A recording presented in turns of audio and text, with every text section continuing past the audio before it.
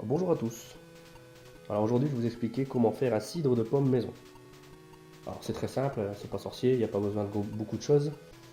N'importe qui peut le faire. Donc déjà, forcément, qui dit cidre de pomme, dit pomme, de préférence des pommes non traitées, donc pommes bio ou si vous en avez dans votre jardin. Alors c'est pas trop le moment, mais voilà. Donc vous prenez des pommes, ça dépend du récipient que vous voulez prendre.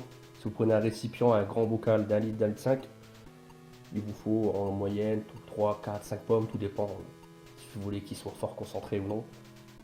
Donc c'est très simple, vous épluchez les pommes, vous pouvez naturellement la manger, vous récupérez juste les plures et le trognon, ce qui ne vous sert pas en général.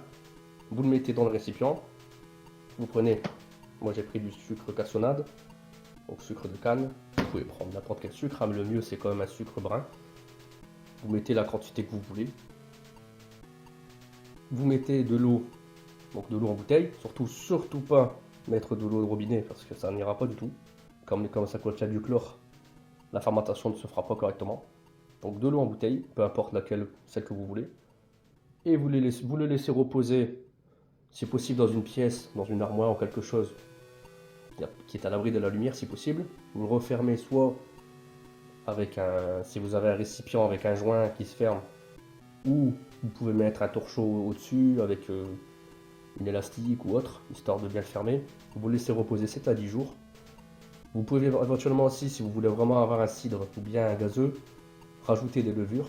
Mais moi, principalement, je ne l'ai pas fait, car les levures de la pomme se fermentent d'elles-mêmes. Si vous voulez vraiment que ça ressemble à un cidre maison, enfin un cidre, pardon, du magasin du commerce, le mieux c'est de mettre de la levure de champagne ou toute autre levure.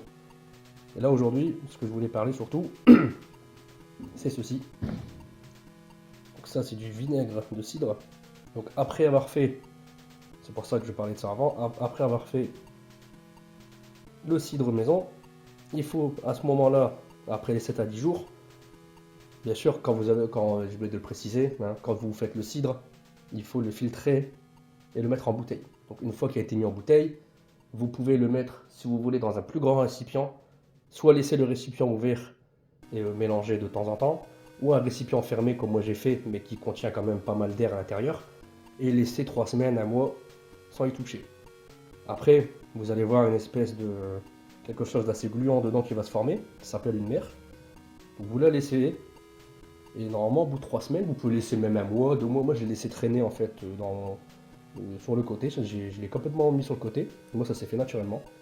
En fait, quand vous allez ouvrir, vous allez sentir une odeur de vinaigre.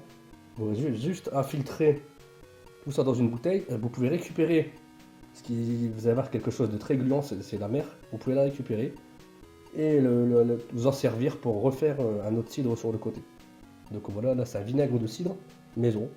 Donc sans pesticides, sans rien du tout, sans traitement.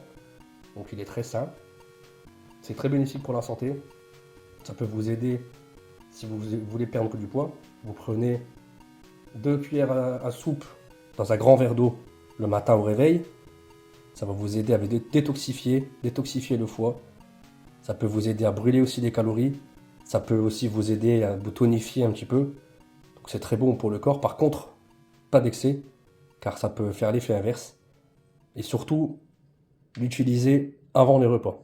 Je précise quand même, parce que si vous prenez trop de grande quantité, ça risque d'effet inverse. Voilà. Donc après, pour le vinaigre de cidre maison, il faut regarder sur internet, il y a beaucoup de bienfaits.